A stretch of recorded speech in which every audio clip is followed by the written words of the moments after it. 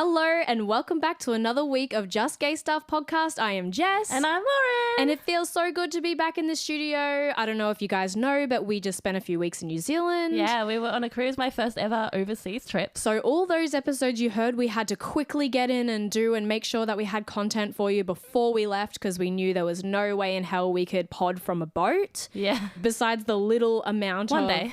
Yeah, the little amount of internet that we had, there was no way we were going to be able to do that. It wasn't able to. I'm glad we got in and we fixed up everything and made sure that we had everything ready to roll out for you. And we hope that you guys appreciate that too, because obviously we don't want to leave you with a week short because we look forward to pod days. We do. And we just look forward to, having the guests. Yeah, we've had listen and support. And then we've had some incredible guests on. Yeah, and we hope that you've enjoyed those guests as well. When this episode comes out, you guys will have just listened to Tasha Turner and she had an amazing story. So we hope that you guys really enjoyed that.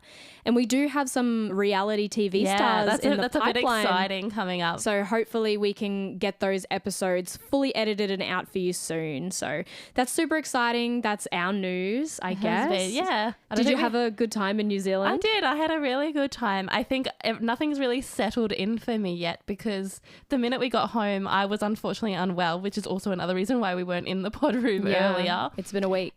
And then it was 3. Yeah. And then it was Jess's birthday. So if you guys listened to Carly's episode, you would have heard how old she was then. Yeah. Ooh. She added another year to her life now. Look, we all age. It's just how we do it. And I'm hoping it's graceful for me. Well, yeah. Well, that didn't give me confidence. Thank you. Well, do you know what? We're going to do another fun episode this week to get it a bit light-hearted after some heavy episodes. Yeah, so we're going to do another worst first dates stories. Volume 2, because we had a lot of good feedback from you guys about worst first dates. It's fun to hear. It's fun to talk about. It's fun to hear. It's fun to relate. Other people being damsels in distresses. Misery sometimes gives people joy. I don't know. Misery loves company. Okay, so we're going to kick you off. Oh, by the way, I'm going to lead this episode because Lauren was hyped on the other one. Lauren led the last worst first date, so I'm going to lead this one. And so we haven't read these guys. No. This is our first reaction to the stories. We're keeping it authentic. We're trying to do it in real time. Yeah. Okay, so... diving in. Holy shit. Okay, so this one is a bit hectic. Okay, I'm not ready. So it starts off. I don't know. I don't know. It starts off. I went on a date with a girl who did my Medusa piercing. What's a Medusa piercing? The one in the middle. Oh. Yeah. Okay. We messaged after my appointment. She was cute and she seemed nice. So I asked her out. Big mistake. She showed up to the date drunk. Oh no. She told me about her Coke habit that she regularly has for breakfast because energy drinks just aren't strong enough. What the fuck? She asked if I wanted to do shots, and when I said no, she ordered 2 for herself. She went on and on about her psycho exes. Jesus. Then told me about a time when she went out for New Year's and did so much ketamine that she got into a fight with a random girl and ended up... Wait. She got into a fight with a random girl and ended up biting the girl's finger off. What? She bit it off. What the fuck? I made an excuse to leave pretty fast after that, but not before she managed to grab my face and kiss me, despite me making up an excuse about my piercing still being sore and that I did not want to kiss her. Fuck my life. How many red flags? She bit her finger off. How does one bite someone's finger off? What the fuck? When you're hyped up on ketamine. And cocaine for breakfast, apparently. Okay, the next one. I went on a double date.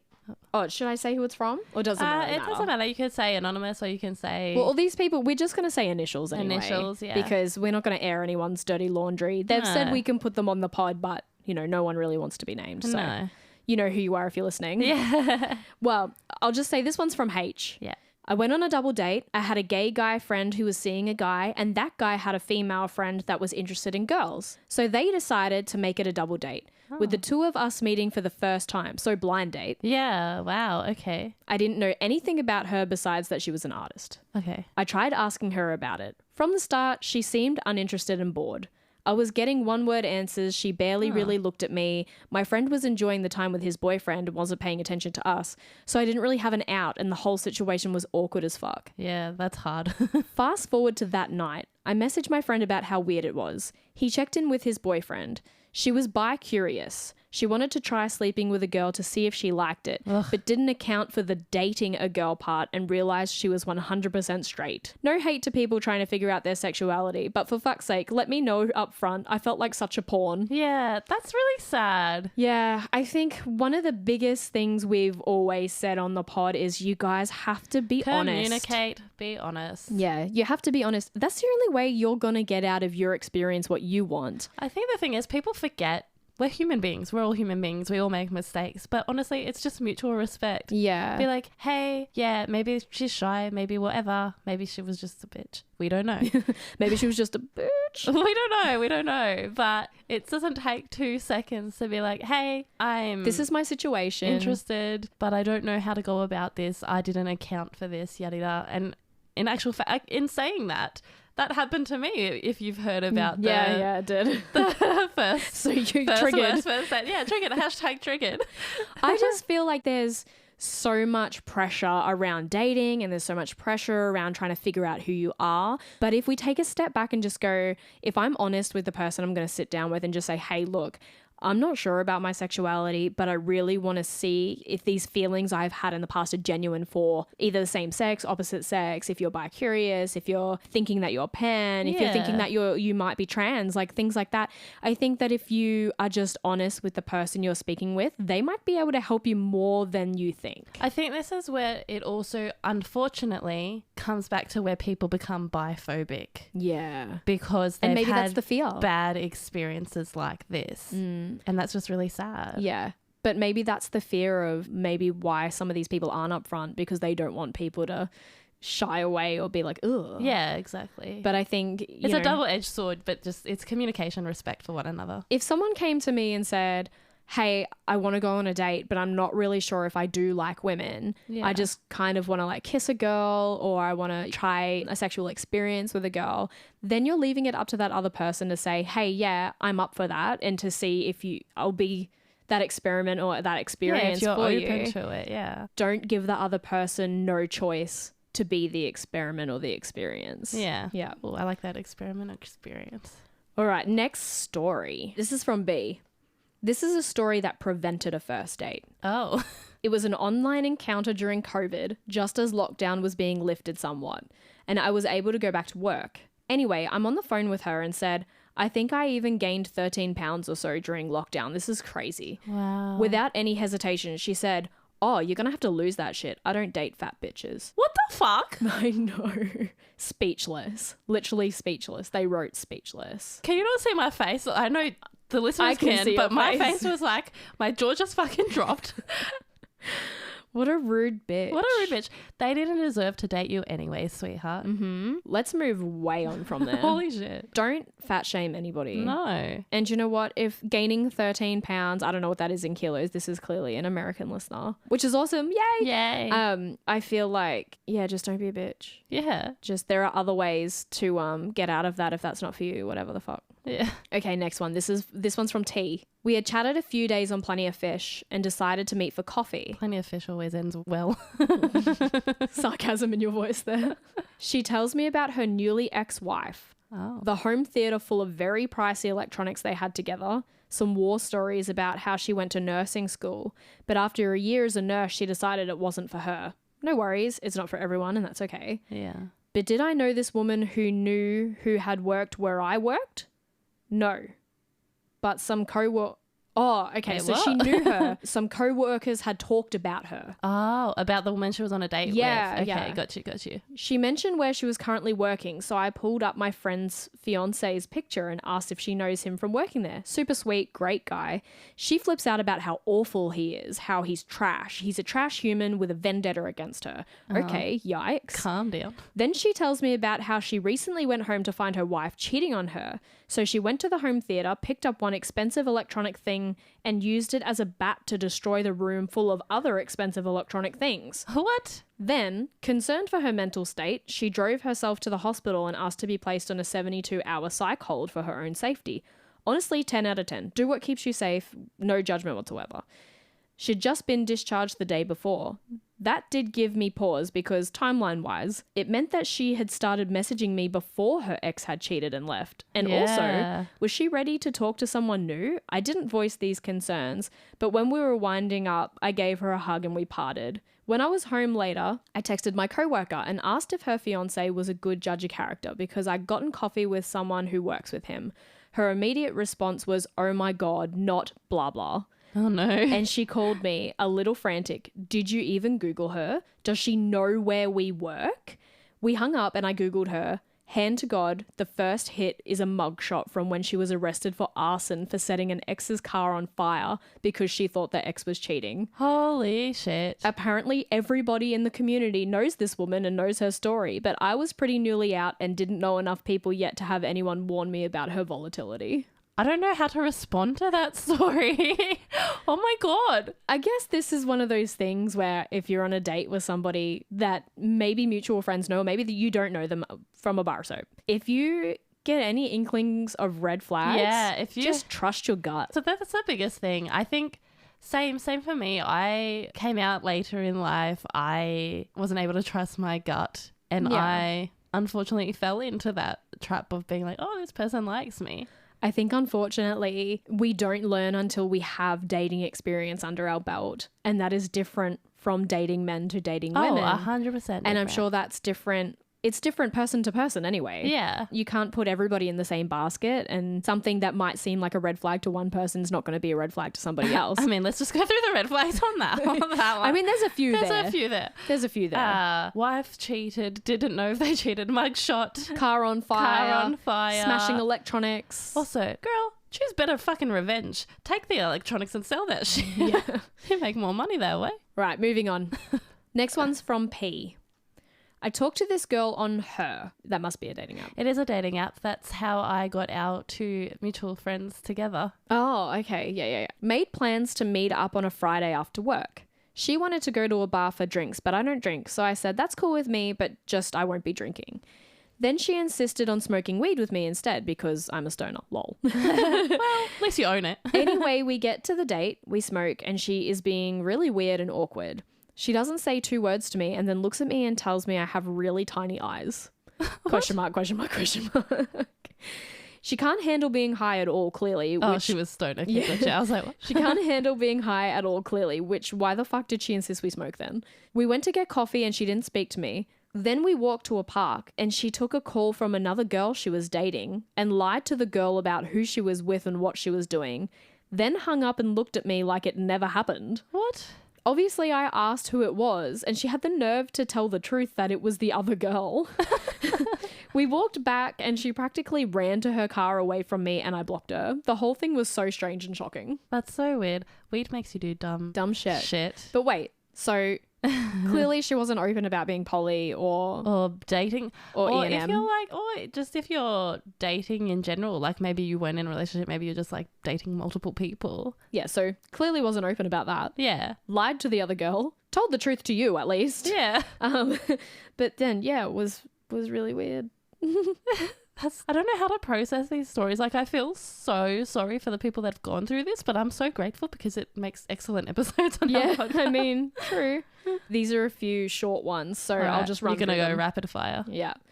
I was 12. We went downtown and ate ice cream. The only romantic thing we did is hold hands, and some teenager around 16 years old called us the F word that we don't like to say on this podcast. She ended up being straight and dating me for the aesthetics or something. Middle school romance. That's sad. That is sad. Especially if you really liked her. Yeah. Next one. Had a girl get super drunk, so I let her crash the night instead of drive home. Nice. She ended up pissing in the bed in her sleep and then blamed it on the bedside water I had for us after we woke up. What? It was my first real bed I'd bought for myself a week prior. Oh no. How do you blame on the water? Just own it. What, she just randomly woke up and went, I mean, I'm gonna tip the water. Being drunk is the perfect excuse already. I don't think you needed another excuse. No. I mean, maybe she just felt embarrassed. So. Yeah, I get it. Tinder date.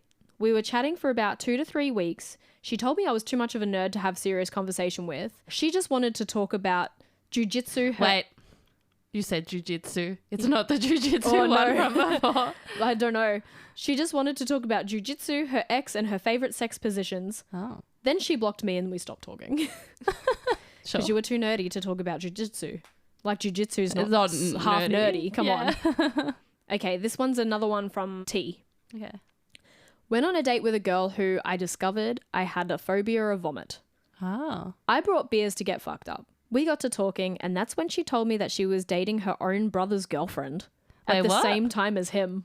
That's some incest. No, she wasn't dating her sister. No, I know, but like... She was dating her own brother's girlfriend at the same time as him. How does that work? Oh, wait, let me read on. They all knew this and were okay about the situation. Understanding it was maybe time to run away. That's even weirder. I told her I had a party, which was true.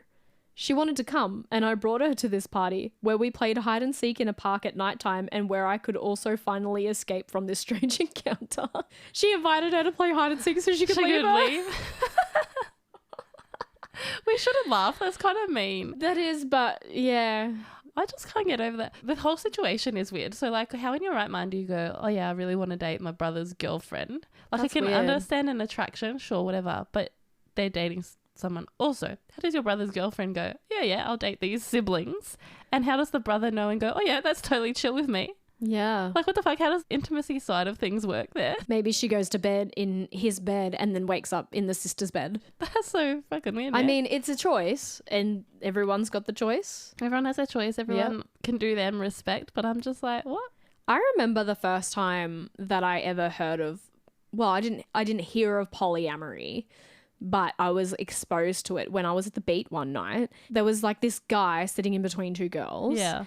And I don't know why we struck up conversation. We just did. But I was like, oh, who are you dating? And he's like, both of them. And I was like, oh. And then he's like, yeah, and they're dating each other. Like, we're all dating each other. Oh. So it was more like a love triangle, but they were all like the ethical, consensual about it. Yeah. And I just thought, like, imagine the admin in your head. I praise people who are polyamorous and non-monogamous and can keep up with that. For me, like, my emotions would be all over the place. Yeah, no, I couldn't do it. We've spoken about it. I have a hard enough time trying to manage my emotions now around one person. Yeah. Okay, next one. This one's from G. Yeah. Took me to the Natural History Museum, which was awesome. Then sat in my car and had a full-on breakdown about how she will forever be alone. What? She was already there with someone anyway. She also kept repeating how I was obviously in love with my best friend who I had mentioned once when she asked who my closest friend was, and that it was so great for me to have found this love, but she never would. The part of my brain that was still functioning was almost offended, like, she's not even my type and I'm on a date with you. What the fuck is this? What? I wanted to flee, but she was in my car. I have never felt so excruciatingly uncomfortable before. You've mentioned a best friend because she asked you to. Yeah. Because she was like, who's your closest Then friend? accused you of being in love with her. I think the hardest thing is that sounds like she obviously had a lot to deal with herself and unfortunately you've been thrown into the mix. Maybe that's past trauma as well on her side. Like, maybe her previous partner left her for her best friend or something. Yeah. Seems like there's it does. It seems like there. there's past trauma or something. And I think, again, it just comes down to respect. And I know we've all spoken about it, like you and I've spoken about it, even though we did. Don't jump into something. Well, I still don't think that we jumped Earlier. in too fast. No, we were very slow for lesbian standard. Was it fast in terms of us hanging out every day and a lot? Yes. Did we make ourselves official fast? No. We just kind of came to that mutual decision a few months later. Are we both seeing other people? No. We are both like exclusively seeing each other and we don't want to see other people. So we were like, we're here now. We just crossed the bridge. Yeah. Okay, next one. We met on an app and didn't do a lot of texting. Both of us preferred to meet in person sooner than later and decide if there was a vibe. It's a good idea. Yeah. She asked me questions and then answered them herself. When I tried to... Wait, what? Yes. That's weird. She asked me questions, then answered them herself. When I tried to talk, she spoke over me the entire time. Oh. She didn't ask me any questions about myself. She answered the questions I asked about her values, her life, her desires, her goals in a really long-winded way, and then ended the conversation by not asking me anything back. After 40 minutes, when she inquired if I wanted a second drink, I just said I didn't think there was a vibe and I thanked her for her time before making a move to go, to which she responded that I hadn't really given her a chance to get to know her. What? What? Girl, I feel like you just talked her ear off and then said she didn't know you. Like, she literally just tried to get to know you. When you talk someone's ear off and you don't give them a chance to talk back, they know a lot about you. You've given them enough. They know everything. Also, it's communication. If you're going to be this way on like a first date or something, how are you going to be in a relationship? It'd just be someone talking at you the whole time. That's exactly And then it. like the aggression factors get in, or you feel ignored, or you have resentment. It's like, Matt, peace out while you can. I think you're right and made the right decision there. Definitely peace out while you can. Next one. This one's from S.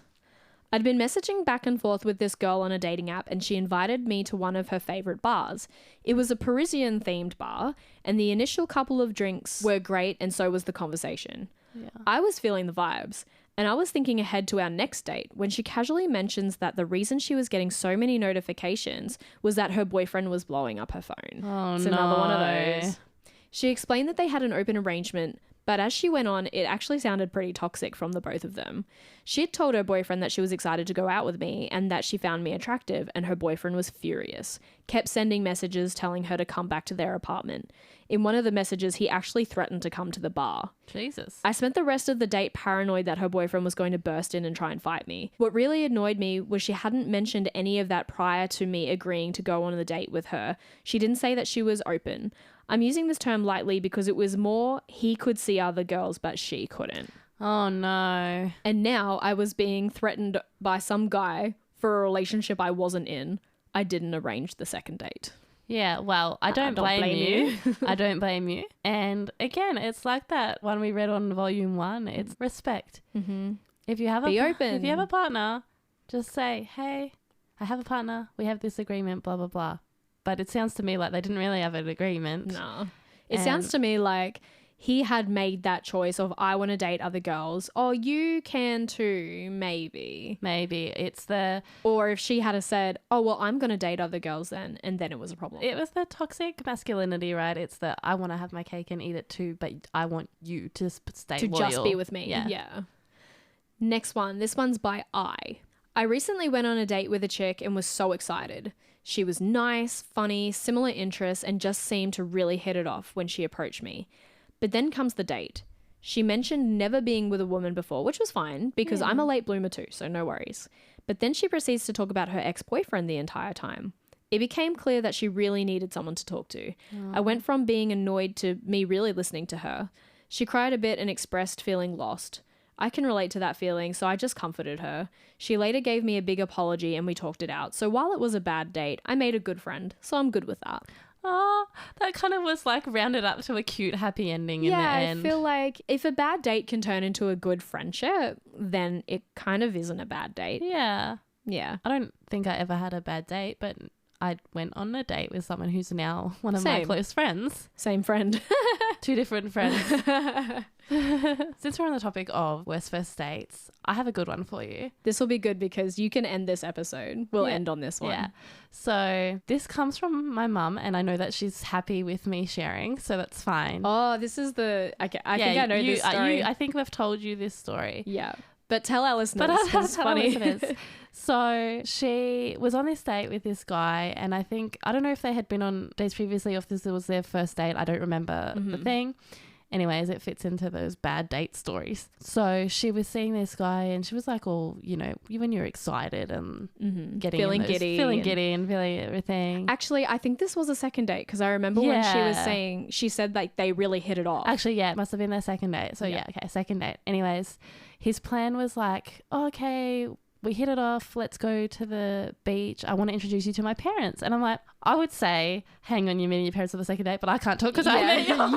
You met my mum on second date. So I got no leg to stand on there. Anyway, she was like, oh, okay, cool, blah, blah, blah. And I think my mum was in her 20s or something at this point in time. Like she was young. She was like, okay, cool. She was like all dressed up, all everything. As they go to the beach, he goes, oh, just you need to not wear clothes. And she's like, what the fuck? Yeah. Like, she was like, why? Anyways, she gets to the beach. It's a nudist colony. And his parents live in the nudist colony. His parents are in the nudist colony. So she's gone to try and meet his parents and they're fully nude. Which is fine if you know that already. Yeah, but she didn't know that. Like, she had no clue. It was literally just, I'm taking you to meet my parents. We're at the beach. She thinks they're going to have a lovely day at the beach. And naked. Imagine going up to you. Hi, nice to meet you. So she didn't just meet his parents. She met his parents. His parents. Oh my God. And I was like, how did you deal with that? Like, what? She was like, I didn't. I said, well, did you get naked? She goes, no. Perfect story to end that on because that's funny as. Yeah. Well, we hope you've enjoyed this second installment of Worst First Dates. And remember to send them in if you have any stories you want us to share, or just if you want to share your story with us and not have it read, that's fine too. So make sure you email us, justgaystuffpodcast@gmail.com. And if you're not already following us on all social media platforms, we're posting heaps more content on Instagram and TikTok. So you need to get on that shit. Hit that follow button. Yeah, please. Hell yeah. And if you haven't followed us on Spotify or reviewed us on Apple Podcasts, we would love your support on those platforms as well. We do appreciate that. And another new thing that we'll be doing is we're going to have some local bands provide our outro music for a few episodes. So this week's episode outro is provided to you by Brisbane band Transmissions from the Water Tower, and this is their song Terrible. So until next time, stay gay, motherfuckers! But carpet burrs and wasted tears and built up trust from years and years. There's no way to turn back the hands of time. If you never think about it, then it's fine.